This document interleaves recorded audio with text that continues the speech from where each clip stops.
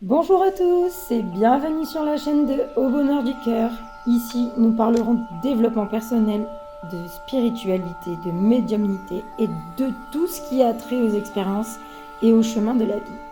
Je suis Marie-Charlotte, enfant zèbre, hypersensible, énergéticienne et médium, et j'ai décidé aujourd'hui de vous parler de développement personnel et plus précisément de quels sont les éléments qui le composent, comment faire pour se développer personnellement facilement et est-ce nécessaire? En bref, tout ce qui le concerne du commencement vers l'évolution. Et oui, comme vous le savez sûrement, déjà il y a un commencement à tout, mais même avant notre mort ou fin de vie, nous n'arrêtons jamais d'apprendre les leçons de la vie. Et c'est pour cela que je qualifierais le développement personnel comme une suite d'évolution. Tout d'abord, je vais vous répondre au fait que oui, pour moi, le dev perso est nécessaire, car il m'a permis de m'ouvrir à mon être intérieur, mais aussi aux autres et au monde.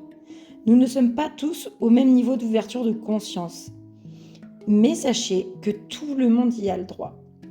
Il vous suffit juste de vous donner les moyens pour pouvoir y accéder. Il existe plusieurs formations, payantes ou non, mais aussi énormément de vidéos et de podcasts ou de personnes qui peuvent vous aider. Attention, car il y a de tout. Comme je dis souvent, sur le marché, il y a à boire et à manger. Ne faites pas confiance au premier venu. Pensez à regarder les résultats et les avis pour pouvoir vous aiguiller, mais vous pouvez aussi écouter votre intuition si vous êtes sensible ou hypersensible comme moi. Prenez le temps de l'écouter, le temps de choisir la personne à qui vous donnerez votre confiance. Et oui, parce que la confiance ne se construit pas du jour au lendemain. Quand vous choisissez quelqu'un qui va vous aider dans votre dev perso, essayez de voir si ce qu'elle vous dit fait écho en vous ou si elle trouve la chose qui fait que parfois dans certaines situations ou certaines étapes de votre vie ou avancement, vous êtes bloqué. Vraiment, cette personne-là, elle doit vous aider à trouver la petite chose qui fait que vous êtes bloqué. Pour ma part, je regarde beaucoup de vidéos YouTube et j'écoute des podcasts, car c'est ce qui m'appelle le plus. Pour vous découvrir, il vous suffira de pratiquer plusieurs exercices, de faire plusieurs actions et de développer une routine qui vous correspondra personnellement. Là encore, pour moi, il faut vraiment trouver ce qui vous attire. C'est vraiment un ressenti intérieur. C'est un écho, comme j'ai dit juste un petit peu avant.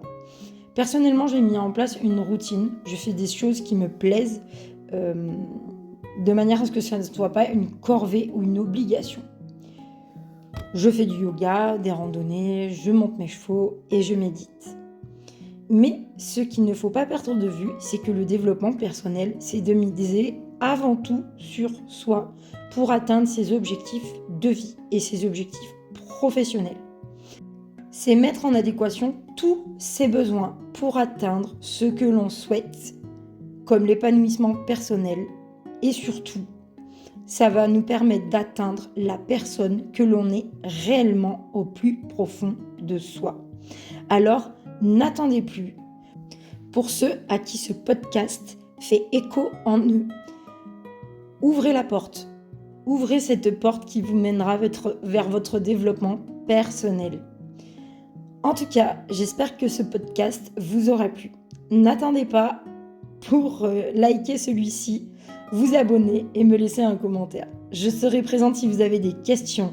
Je vous fais plein de gros bisous et vous dis à très vite pour de nouvelles aventures.